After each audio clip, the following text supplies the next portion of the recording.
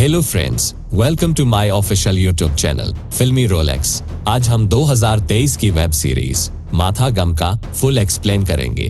तब तक हमारे वीडियो को लाइक करें और चैनल पर नए हो तो सब्सक्राइब करके हमें सपोर्ट करें। तो चलिए शुरू करते हैं।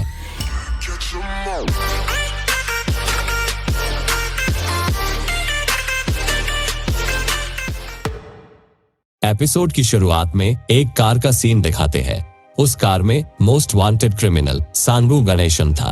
उसने दिन दहाड़े कोर्ट रूम के बाहर मर्डर किया था। पुलिस उसे हर तरफ ढूंढ रही थी, इसलिए उसने अपने आदमियों को रास्ते में पुलिस है या नहीं उसका पता लगाने कहता है। उधर डिप्टी कमिश्नर अश्वथ के फैमिली का सीन दिखाते हैं। कुछ दिन पहले ही उसे एक बेटा हुआ था। वो अपने फैमिली को ज्यादा समय ना देने पर उसकी बीवी वैदेही उस पर गुस्सा करती है। अपने बीवी की बातों से पीछा छुड़ाने के लिए इंस्पेक्टर साई को कॉल करके कहता है कि मैं नाइट पेट्रोलियम के लिए आ रहा हूँ। सब यूनिट हर एक चेक पोस्ट पर नाकाबंदी करती है। तभी सांगू गणेशन की गाड़ी एक चेक पोस्ट पर आकर थुक जाती है। इंस्पेक्टर साई को पता चला कि गाड़ी में सांगू गणेशन है। सांगू कार में से उतरकर इंस्पेक्टर साई को थोड़ा खर्चा पानी लेकर छोड़ देने कहता है, क्योंकि वो किसी का मर्डर करके भाग रहा था। तभी वहां डीसीपी अश्वथ आता है। उससे पहले ही इंस्पेक्टर साई ने सांगू को छुपने कहा था। इंस्पेक्टर साई डीसीपी अश्वथ से कहता है कि ये ड्रिंक एंड ड्राइव का केस है। उसी पर अश्वथ उन्हें छोड़ देने कहता है। तभी अश्वथ को सांगू गणेशन दिखता है। वो उसे पहचान कर उसके पीछे जाकर उसे पकड़ते हैं। अश्वथ इंस्पेक्टर साई पर सांगू से रिश्वत लेकर छोड़ने पर चिल्लाते हैं। तभी सांगू को बार बार कॉल आ रहा था। उसी पर अश्वथ कॉल उठाकर नॉर्मल बात करने कहता है। कॉल पर गुनाह होता है। कल सुबह उसे मधी के ऑफिस में काउंसलर के साथ मिलने बुलाता है। अश्वथ को उसकी बातों पर यकीन नहीं था, इसलिए उससे और इन्फॉर्मेशन निकलवाता है। उसी पर सांगू कहता है, कल चोलाई बाबू का बर्थडे है।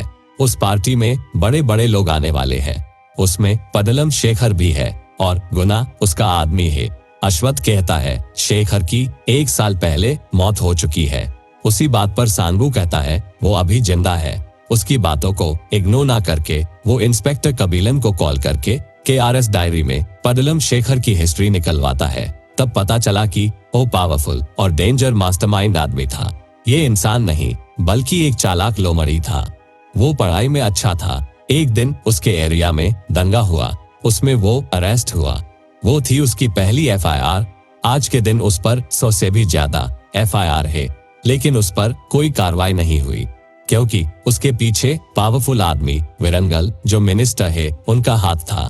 जब वो मुंबई जा रहा था तब उसका कार के एक्सीडेंट में मौत हो गई थी, लेकिन हो सकता है वो अभी जिंदा है और वो चेन्नई में कुछ बड़ा कांड करने की सोच रहा है।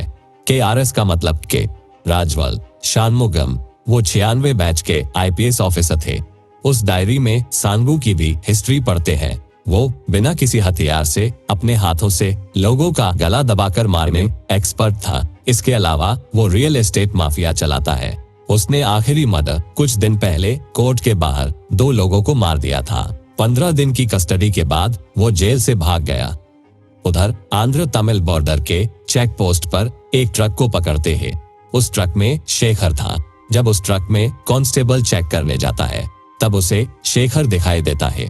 उसे देखकर वो डर जाता है और ट्रक छोड़ देते हैं। अश्वथ सांगू से कहता है, अगर तुमने मेरी बात नहीं मानी तो मैं तुम्हारा एनकाउंटर कर दूंगा। उसी पर सांगू उसकी हर एक बात मानने को रेडी होता है। अश्वथ सांगू के साथ डिपार्टमेंट का SI मोती को भेजता है।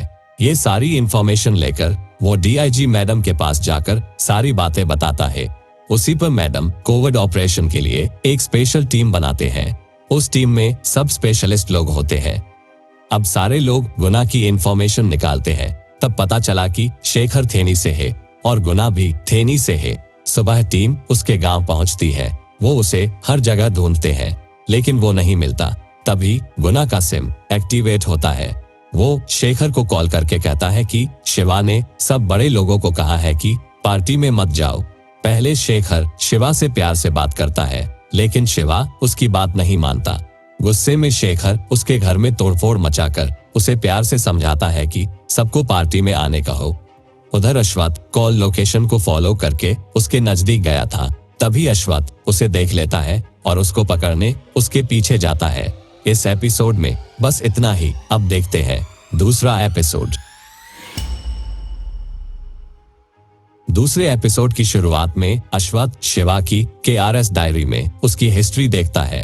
उसे लोग कॉइन शिवा के नाम से जानते थे। वो सारे मंदिरों से कॉइन इकट्ठा करता है जिन्होंने टाइम पर बाइक लोन नहीं दिया, उनकी गाड़ियां उठाता था। घर में शिवा शेखर पर चाकू से हमला करता है। उल्टा शेखर ही शिवा के ही पैर में चाकू मार देता है और उसे फैमिली के साथ उठाकर ले जाता है। उधर अश्वथ गुना के पीछे जाकर उसे पकड़ लेता है और उससे पूछताछ करते हैं। तब गुना कहता है शेखर आज रात को नेल्लौर में एक बड़ी पार्टी ऑर्गेनाइज किया है और उस पार्टी में मुझे सिर्फ लोगों को इकट्ठा करना है।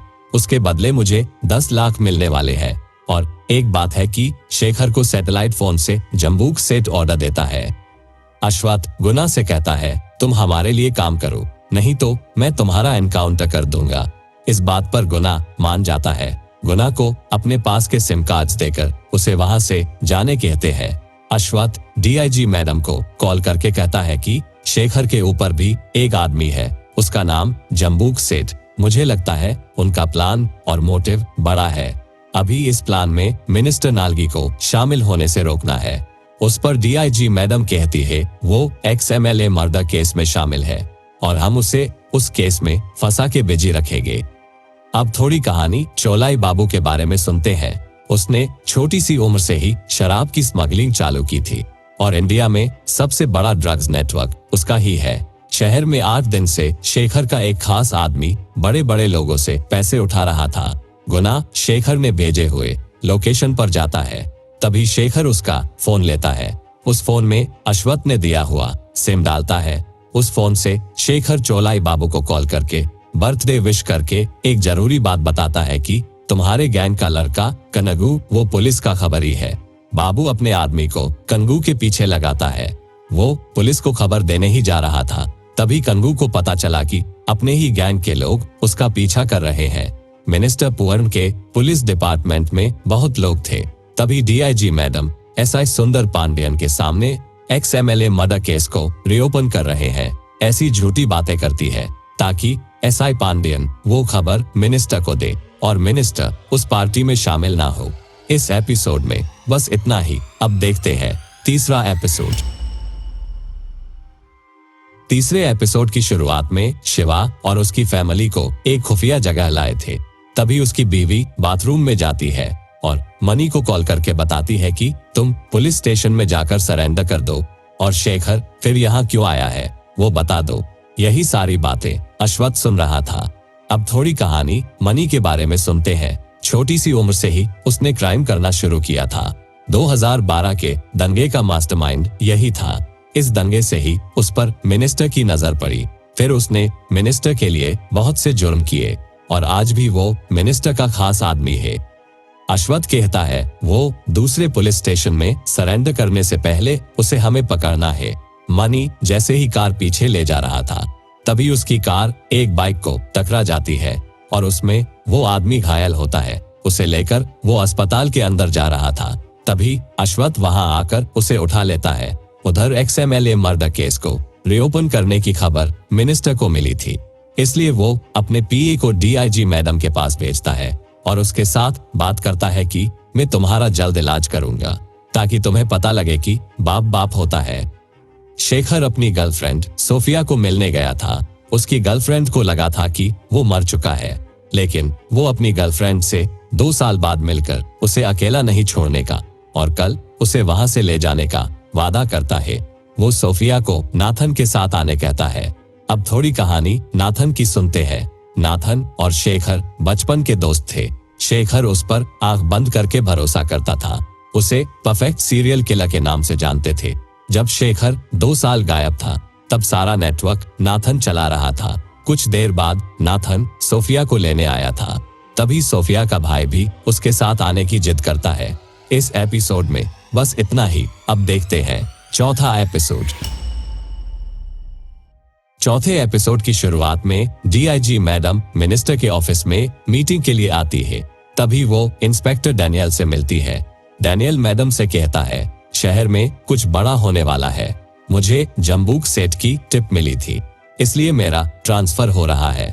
उसी पर मैडम सारी इंफॉर्मेशन उनके ऑफिस भिजवाने कहती है। मिनिस्टर साहब डीआईजी मैडम से कहते हैं, कुछ लोगों का थोड़ी दिन में ट्रांसफर होने वाला है। उसी पर मैडम कहती है, कुछ मिनिस्टर जल्द ही जेल में जाने वाले हैं। ऐसा कहकर वहां से चली जाती है। सांगू पुलिस का आदमी मोती को लेकर एक होटल में रुका था।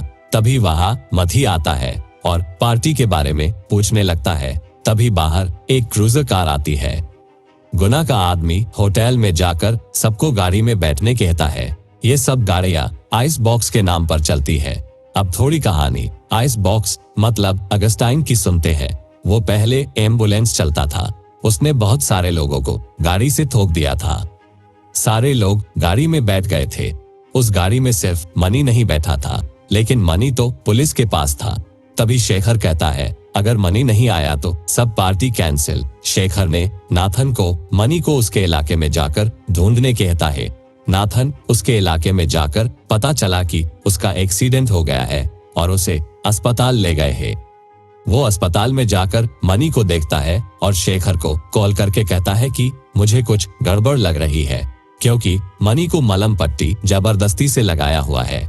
ये बातें अश्वथ भी सुन रहा था। शेखर के ऑर्डर पर सब गाड़ियां अपने अपने डेस्टिनेशन पर निकलते हैं और उधर शेखर गाड़ी में कुछ सामान भरकर रेडी था। लोकेशन का नाम था एरोलापकम फार्म हाउस। एपिसोड के आखिरी में अश्वथ को भी फार्म हाउस की लोकेशन मिली थी और वो अपने सारी टीम को उसी फार्म हाउस के पास वाले लॉज पर ले जाता है। इस एपिसोड में बस इतना ही। अब देखते हैं 5वां और आखिरी एपिसोड। 5वीं एपिसोड की शुरुआत में सब लोग पार्टी वाले लोकेशन पर पहुंच गए थे। शेखर भी ट्रक में पैसों से भरा हुआ बैग लाया था और इधर अश्वथ की टीम भी एसके लॉज में आ गई थी और उन पर नजर रख रही थी। उस पार्टी में शिवा का मुंह उतरा हुआ था। वो सुंदर को बताता है कि शेखर ने मेरे पैर में चाकू मार दिया। अब थोड़ी कहानी सुंदर की सुनते हैं। सुंदर गाड़ियों के मोटर चुराकर दूसरे गाड़ियों में बिठाकर उसे बेचता था। बाहर से आने वाले ड्रग्स को अपने गाड़ियों में छुपाकर सारे शहर में फैला देता था। वो बिना सोचे किसी से भी भीड़ जाता था। मदन कहता है, शेखर को आज रात को ही टपका देंगे। ऐसा कहकर उसके प्लानिंग में लगते हैं। अब थोड़ी कहानी मदन की सुनते हैं। जायदाद के हिस्से में उसने अपने भाई को जान से मार दिया था। टोल प्लाजा पर टोल ना देने पर उसने 12 लोगों को जान से मार दिया था। 2013 में रेड्डी ने उसका एक हाथ काट दिया था। पार्टी में स्वामी छत के ऊपर जाकर आसमान को देख रहा था। तभी नीचे उसे पुलिस के सायरन की लाइट दिखाई देती है। ये देखकर वो शेखर को बता देता है। छत पर आकर शेखर भी सामने वाले लॉज को देखकर कहता है, रोशनी में भी परछाई छुपी है। तभी वो मिनिस्टर को कॉल करके कहता है कि चारों तरफ से पुलिस हमारी फील्डिंग लगाई है और पुलिस से पीछा छुड़ाने की जिम्मेदारी तुम्हारी है। मिनिस्टर पुलिस डिपार्टमेंट के सुंदर पांडु को कॉल करके कहते हैं कि पुलिस ने कौन सा सीक्रेट मिशन चलाया है। उसी पर वो कहता है, सीबीआई कुछ नंबर को ट्रेस कर रहे हैं और उसमें शहर के सारे गुंडों के साथ आपका नंबर भी है। गुस्से में मिनिस्टर एडिशनल सेक्रेटरी को कॉल करके जल्द से जल्द डीआईजी मैडम को ट्रांसफर करने का ऑर्डर रेडी करने कहता है और उनका कल सुबह तक ट्रांसफर होना चाहिए, ऐसे ऑर्डर देता है। ये ट्रांसफर की खबर अश्वथ मैडम को देता है। उसी पर मैडम कहती है, आपके पास सिर्फ सुबह तक का ही समय है और जल्द से जल्द सारे गुंडों के साथ शेखर को भी पकड़ के अपना मिशन कंप्लीट करने कहती है। अब से जंग शुरू होने वाली है। इस सीजन 1 के पार्ट 1 में बस इतना ही और जल्द ही सीजन 2 पार्ट 2 आने वाला है। तब तक के लिए टेक केयर, बाय।